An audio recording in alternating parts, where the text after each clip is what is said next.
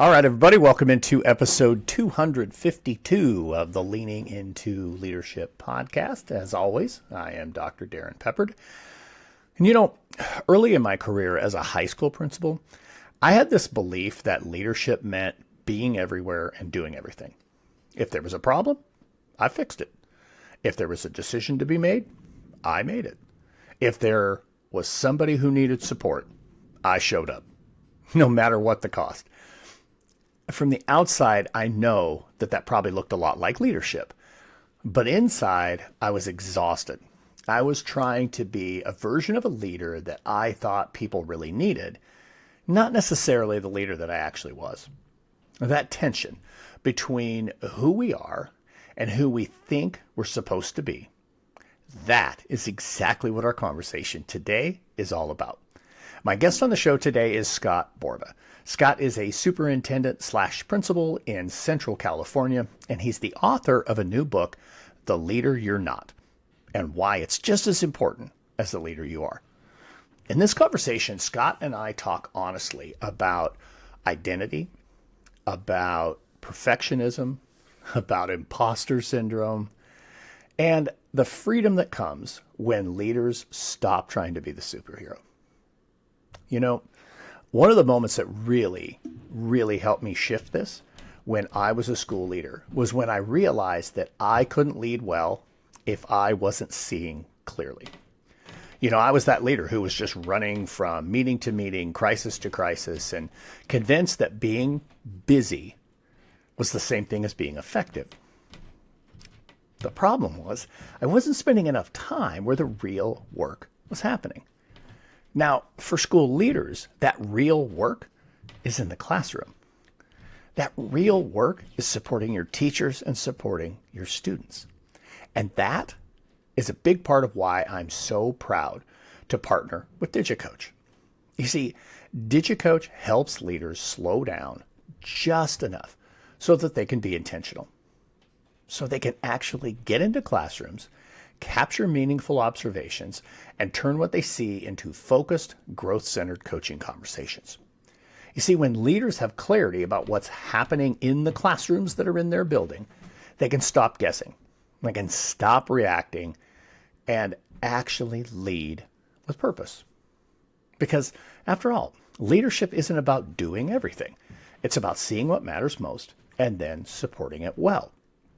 To learn more, go to digicoach.com and tell them that Darrin sent you for some special partner pricing. Once again, that's digicoach.com. Tell them that I sent you. Now, let's get into episode 252 with my guest, Scott Borba. You're going to love this conversation. I'll see you on the other side.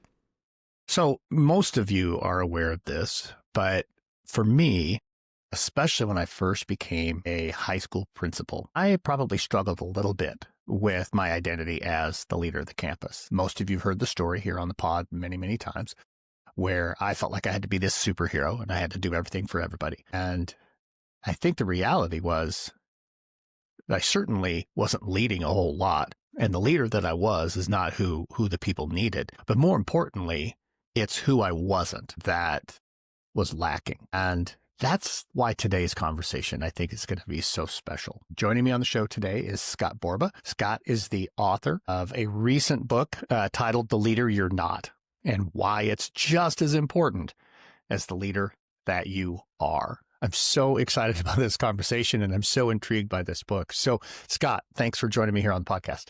Oh, it's my pleasure, Darrin. Thanks for having me.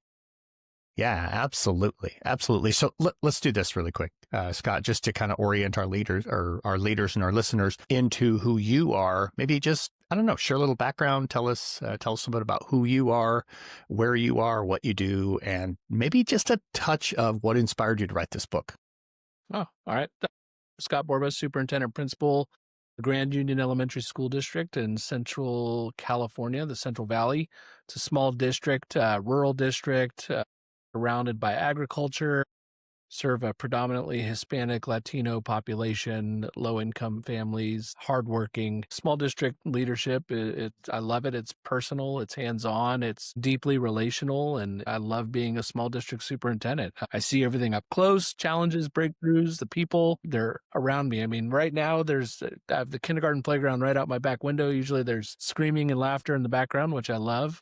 And it's that perspective that really helps shape my writing the book on kind of my leadership philosophy. This is my 20th year in school administration, school leadership. And so it's a lot of the hard lessons that I've learned, kind of like what you alluded to.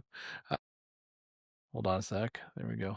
A lot of what you alluded to in your opening is, trying to be something you're not. And once you figure out the kind of leader you are, how many doors and how many light bulbs turn on and how you truly become effective. And so, um, that's why I wrote the book, was as is a lot of those conversations that were deep I was only having with the people closest to me. And as administrators, I think it could be a very lonely position. Sometimes we don't have people that are very close to us that we're willing to share those vulnerabilities with. And so I hoped, my intent with the book was to kind of be that conversation with somebody you deeply trust, to hear something like, I struggle with that too, and it's okay.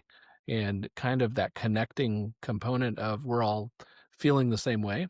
We all sometimes think we're faking it. We all suffer from imposter syndrome. We all suffer from pursuing perfection when we shouldn't. And so that's really what my intent was behind the book. So, is to help support new leaders, to help support people that have been in it for a long time and feel like they're burning out. Being in it for 20 years and still being just as excited about the work as I was 20 years ago speaks a lot to where your mental health is such a big component. Yeah, for sure. So I'm kind of curious. I mean, there's a couple pieces there that I'm just intrigued by, or maybe want to chase for a couple of minutes. First and foremost, so let's talk about being a principal and superintendent. So more common than people realize, but a lot of small districts will have principal slash superintendent. I was fortunate when I went from being a high school principal of, campus of nearly 1,500 kids, 200 plus adults on campus, to a district of 425 kids, 2 buildings. I think we had 3 bus routes, pretty small and a lot more intimate. But I had principals in my other 2 buildings. I didn't have to have that slash. Now, let's be honest, when you're in a small district, there's a slash in everybody's job description. Like, that just comes with small districts, right? Like, in my district office, I had an HR slash finance director who probably did 100 other things, right?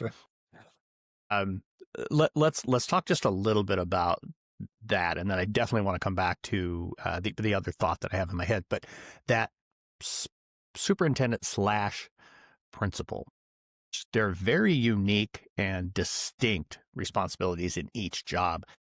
How do you balance that in your role? Not to go after superintendents, but you mostly are a principal when you're a superintendent principal, right? The superintendent stuff really hits hard when the tough decisions need to be made, when you're dealing with board, relations and big time community projects and, facilities and the high level things. That's when the superintendent hat needs to be worn. But I would say, I felt like prior to COVID, as somebody who's, loved being a principal for most of my career, I felt like I was just a principal who didn't have to ask anybody's permission to do what I wanted to do because I was the superintendent too, which was great. And I still love that about this position. But when COVID hit and all of a sudden I had to wear this hat where the buck stopped with me, like I wasn't a principal who could just say, hey, I'm just doing what my superintendent told me to do. I had to make some really difficult decisions and make sure that those were shared decisions with lots of research and involving the community and the board. And it was a stressful time. And so that's where the respect I have for the superintendency is so high, because that is the ultimate decision. And there's some heavy decisions that superintendents have to make when you're dealing with the most treasured possession of people's lives, which is their children. And so that was definitely a learning curve that I had to confront and deal with on my second years in this position. As a superintendent principal was, wow, you're not just a principal who doesn't have to ask for permission. You're a person leading a small community, and people are looking to you for answers, and they're looking to make sure you get it right. And if you don't get it right, you're going to hear about it. And are you okay with that? And so a lot of that also helped shape a lot of the content of my book, right? Was having to confront that, oh my gosh, am I the right person for this job? Am I equipped to handle these high level decisions? And asking myself those reflective questions and finally, getting the feedback and the reflection of saying, yeah, you know what? This is where God wants me and this is where I am and this is what I'm going to do and leaning into it. Yeah. I think, you bring up an interesting point there. I was in my third year as superintendent when COVID came and knocking on our door. And actually the just right before Thanksgiving, in 2019, I closed my school for 2 days because we had like probably 45% of our students and staff were out sick.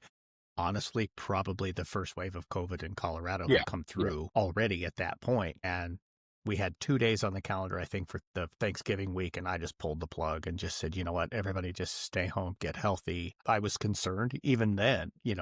I love what you say about, in the superintendent role, boy, when the buck stops with you and you have to make the really, really difficult decisions. And there were certainly some during that window of time. That's when the job really becomes a challenge. Otherwise, a lot of times and maybe you've experienced this, maybe you haven't, but at least as a superintendent in Colorado, I felt like, man, as superintendents, we sure go to a lot of meetings. Yeah. It seemed like every month we were somewhere, A lot of all of us meetings. meeting together, all 275 of us or whatever it was. But certainly, yeah, when the tough decisions started to come, it was challenging. It really was. And I think it does require that you kind of take a step back and whether you do it on purpose or not, you evaluate yourself as a leader and you, man, am I really the right person for this job? And during that, however long, that run was, it felt like 50 years. I think it was, 9 months, but it felt like 50 years. Certainly all of us aged a lot during that time. But it takes me back to something I wanted to ask about uh, on another train of thought. You were talking earlier about kind of just that whole being able to have someone to ask the hard question of you, somebody to reflect on those difficult challenges. Certainly for me, especially during that window with COVID, there were 3 or 4 that I leaned into heavily, not only to ask, hey, what do you think about here? Or what are you guys doing in this situation? But also just man, talk me off the ledge because I'm ready to put the keys on the desk and not come back tomorrow. Yeah. So um, maybe expand a little bit on that importance because let's be honest, being a principal, being a superintendent can be very isolating. I would think both jobs together, maybe it's even more isolating. How important is that to have that connection with someone, whether it's a mentor or a fellow superintendent, fellow principal, that kind of thing? How important is it to have a spouse or a best friend to navigate life? I mean, it's equally as important professionally to have somebody that understands your work and your role, whether it could be a retired superintendent principal, it could be a current one, it could be somebody from across the country, it could be somebody in a neighboring district. I have preached and harped on the importance of joining a network and building a network all of my career. I think back to when I first became a principal, I was 27 years old. I got hired to become principal of 2 tiny schools, and my superintendent had the wherewithal to assign one of the assistant superintendents to each school. So they worked from that school. So I had a built-in mentor at both of those sites, and I would have never made it. I would have never made it. It was such a schizophrenic position, 2 totally opposite schools, served totally different clienteles. I was just out of the classroom. I wasn't even a vice principal for a year before I became principal of 2 schools. But Wow. those two incredible people, anytime I questioned myself, anytime I just had an idea or a thought or anything, I could run it past them and they would help me process. They would be a great thought partner. And so throughout my career, I've always made sure I've had somebody, one that, I have difficulty trusting people to let them into that inner circle already, but trying to really find somebody that I can. And luckily, I've got a great support system at home, but I also have a great support system professionally as well that have helped me navigate some difficult times just by being a sounding board or giving me different ideas or whatever I've needed. And so oh man, it's an imperative, Darren, for sure. Yeah. Yeah, without question. So let's talk a little bit more about the book here. I'm just really curious. I mean, obviously I'm struck by that title, The Leader You're Not. You know what, when I first saw it, I thought, huh, okay. So I'm intrigued a little bit here. What are we getting at? And then obviously, the subtitle talking about why it's just as important to know that as it is to know the leader you are. As somebody who, as a leadership coach, a leadership speaker, I talk all the time about, the leader you are, or trying to become the leader you want to be. This is very much in that avenue, but in a really unique perspective. So just kind of talk about, where does that come from? And then, I don't know, I'll ask other questions about some content, but let's just start with the leader you're not. Right. So, kind of the genesis of the thought process behind it. I was doing a Bible study that was called oh my gosh, I'm blanking on it now. It was the emotionally healthy discipleship, it was called.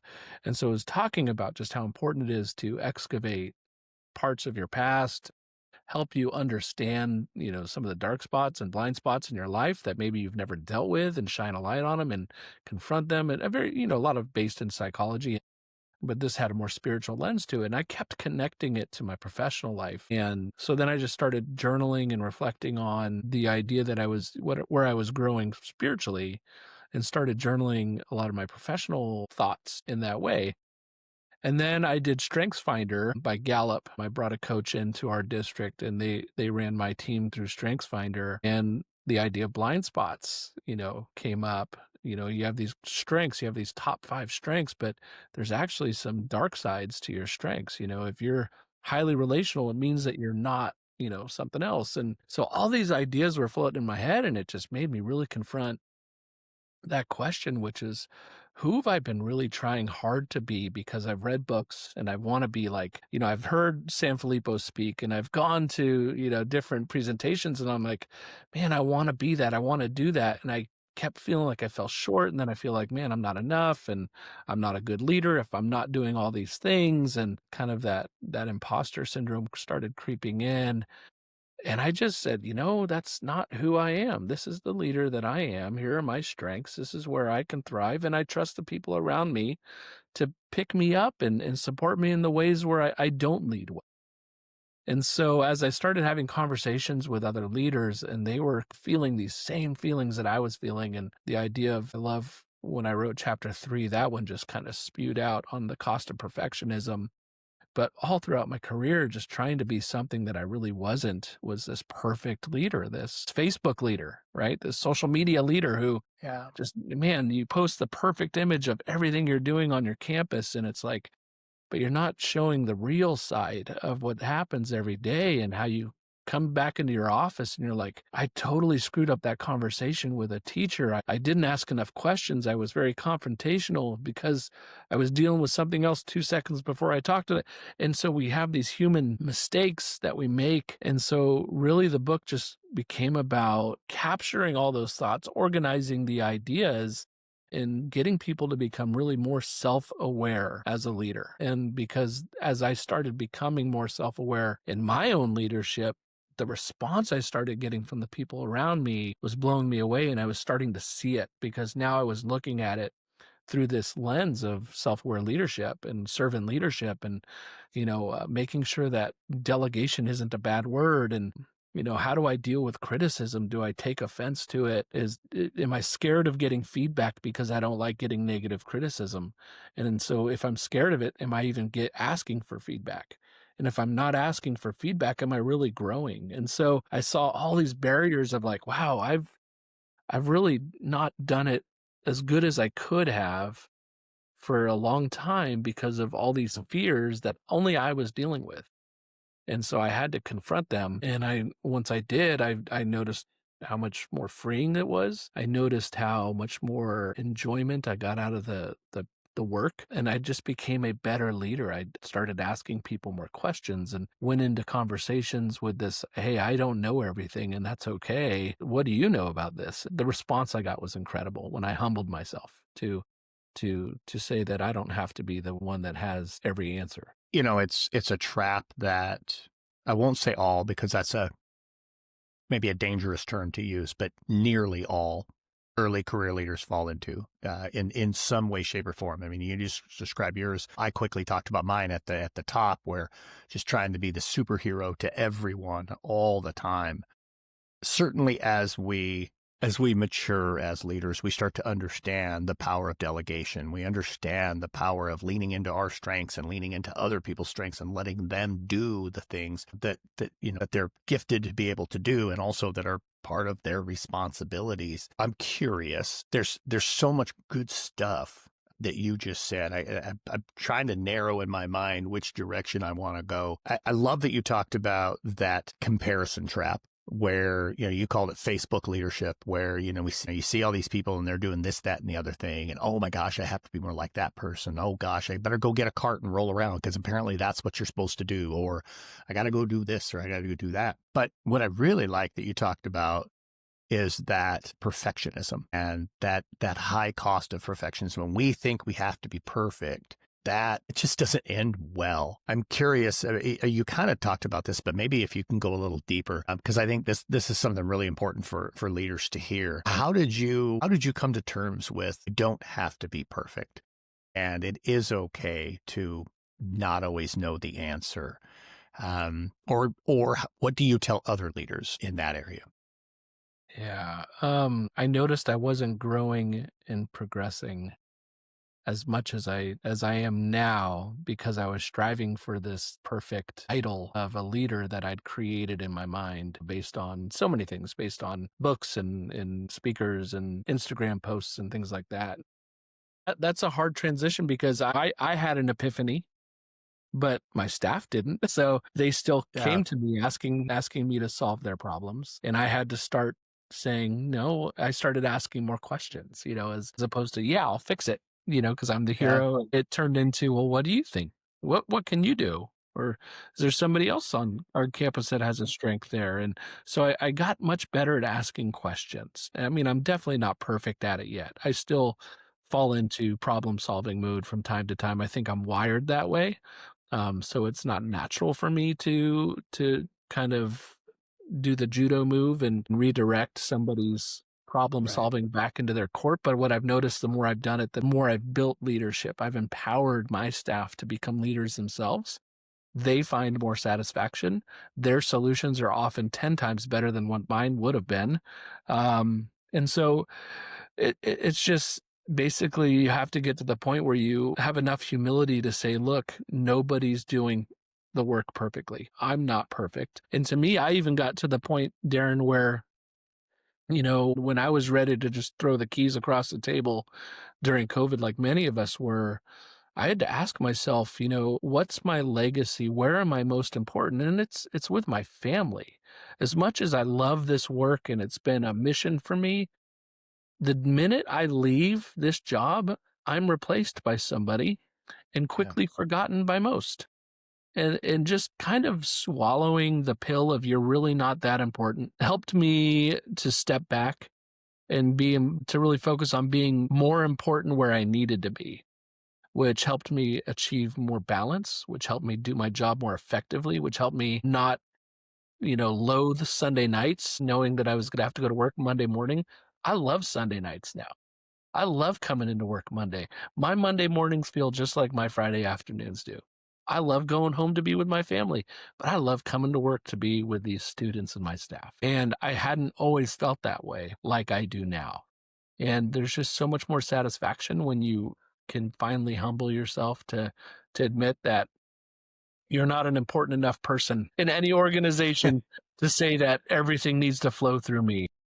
right. No, there were people before you, there'll be people after you. But when it comes to importance and legacy, your family is the only place where you're not replaceable. Yeah, no, I love that so much. I really do. I also, folks, if you're hearing little bits of sound behind Scott, that's said the kindergarten playground is right right outside of his office. That was something for me as a superintendent. So my office was connected to our K-8 building. This was great. I had two huge windows in my office. When I was a high school principal, I was like in a cave. There were no windows for my office.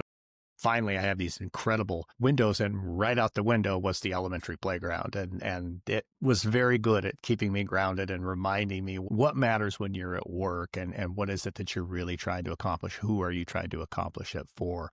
I Absolutely think correct. that's fantastic. So I'm loving hearing the kindergarten playground there behind you. I think that's pretty fantastic. Let's do this. Just pick maybe one more area in the book, one more topic in the book that you think would really be impactful, especially for let's stay with those early career leaders. I know you love to mentor them. We'll talk about that in a minute, but let's maybe one more area in the book or one topic you talk about that's really relevant.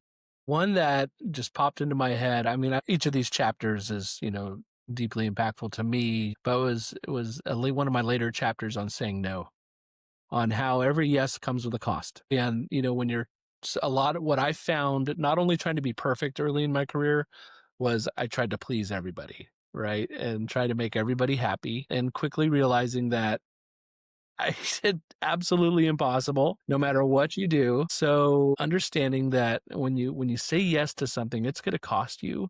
It's going to cost you monetarily. It's going to cost you time. It's going to cost you stress. It's going to cost you something, and that you have to guard your priorities. So saying no is about boundaries, and they're not selfish. It's not selfish to set boundaries as a leader.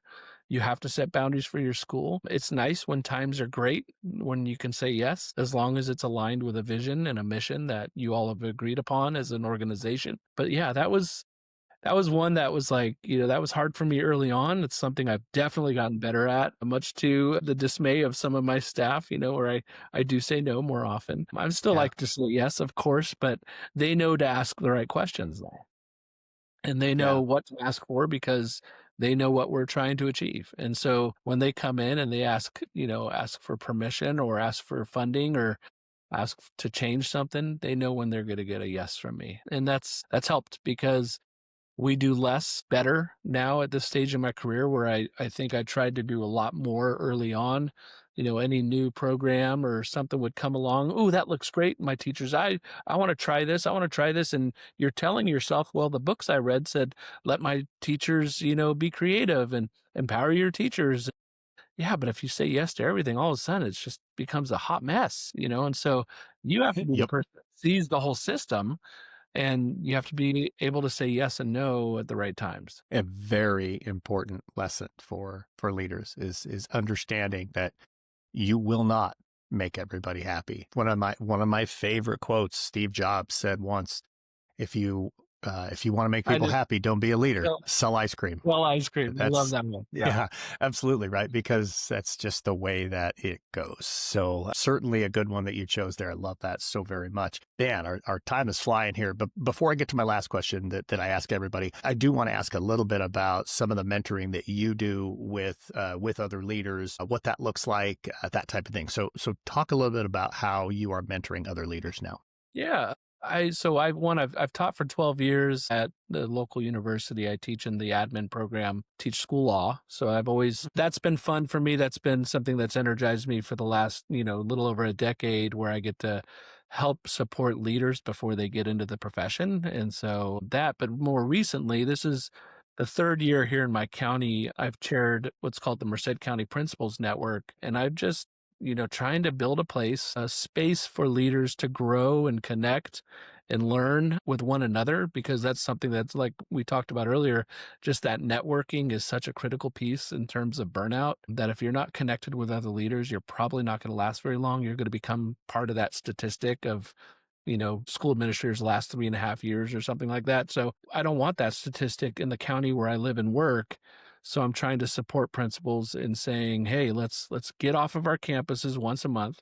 So I have these network meetings one morning a month, where I invite some of the best speakers and thought partners and authors from around the country. And so we have folks come and teach and learn and connect with and grow together. And so the network has grown to about 75 leaders over the last couple of years. In a small county like mine, it's a majority. It's expanded to include high school leaders last year. We're probably moving it in towards less of a principals network and more of a leadership network, because I have district office staff that are jealous of the level of PD that their principals are getting. And so everybody wants to learn and grow. And I think that's great. And so the more we learn from each other and from some of the best speakers and thought leaders in the country, the better we get. I keep learning, 20 years in administration. I love learning. I love writing now. I'm working with another colleague of mine on a book about collective efficacy. And it's just, and I'm learning through the process. And it's just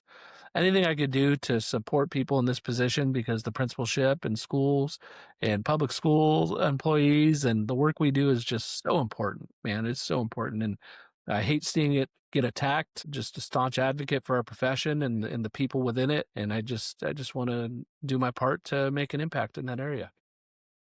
Outstanding. It sounds like an absolutely phenomenal opportunity for leaders right there. Man, I should have just asked you how you're leaning into leadership, and you could have used that as your answer. That's so very good. But I'm going to ask you anyway. So now you got to come up with another way that you're leaning I into think that was leadership. my answer to that question. Well, there you go. Well, we can count that one if you want. Sorry. That is how Scott is leaning into leadership right now. So outstanding stuff there.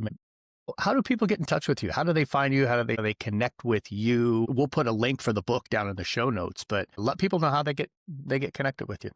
I'm not super active on social media. That my kids would call me a boomer, even though I'm a Gen Xer. But I just, that's another one of the things I had to do for my own mental health, was try to stay off of that as much as I could, because I would fall into that comparison piece sometimes. I will check my X profile, Instagram, Facebook. Hopefully you share my email. It's my personal email. Anybody, anytime they want to get a hold of me, they can do that. I'm happy to mentor, support, coach, talk with, be a thought partner to anybody that connects with the work that I've done in my book, that connects with anything I've said on this podcast. Yeah, it could be lonely. If you do feel alone, reach out. There's a lot of people out here. I'm sure Darrin, you would too.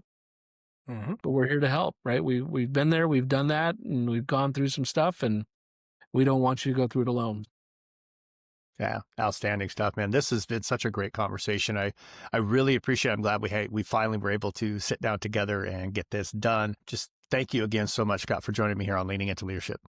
I appreciate you having me, Darrin. Thank you so much. It was a great conversation. All right, folks. Awesome conversation there with Scott. I really appreciate him coming and joining me here on the Leaning Into Leadership podcast. Make sure you get down the show notes. Check out the information that's there on Scott. Make sure you go grab a copy of his book. It is really a fantastic book. And now it's time for a pep talk. All right, folks. Last pep talk of the calendar year. And I want to loop back to something I said a few weeks ago. I mentioned that I was going to dive in to daily reflections on gratitude, that I had this gratitude journal, and I was going to commit to making sure that I write in that journal every single night. Now, here's an update for you. And I told you I was going to do this, right? So here's my update. I have not missed a single night. I have been writing in that journal every single night. So I'm at about 3 weeks right now, which I know isn't a tremendous amount, but it's enough to start, I think, forming a habit. And what I've discovered, especially over the last 4 or 5 days, is my writing about gratitude is starting to get much deeper. I think some of the stuff I was writing early on was pretty superficial, and just whatever was coming to me off the top of my head. But I'm finding now more and more that through the course of the day, I'm identifying things. Hey, I want to talk about this tonight. I want to write about this tonight when I sit down with my gratitude journal. And instead of just having maybe a paragraph, I'm filling a full page for the most part, almost every single night. You can't say enough, I can't say enough, that is, about the power of gratitude. It really has helped me already start to be a little more present in moments, especially those moments with my wife, and really being grateful for the moment that I have at that time, not always thinking ahead, thinking about the future, jumping on my phone, those kinds of things. So I told you I'd give you an update. I'm going to give you another one here, maybe a month or so down the road. But to this point, 3 solid weeks every single night, writing in my gratitude journal. So my challenge for you, especially as we get to where it's about to be the new year, and I'm wondering what might be something that you'll lean into when we transition into 2026. And I'm not saying a resolution. I'm not saying, oh, this is going to be my one word or anything. None of those kinds of things. Just simply what might be a habit that you might want to create as you go into this new year that can positively impact you and the people around you. All right, folks, that's what I've got for you this week. Thank you so much for joining me here on Leaning into Leadership, episode 252. We will have one more episode in the calendar year. Episode 253 will be a solo episode, so be looking forward to that. Everybody get out there. Have a road to awesome week.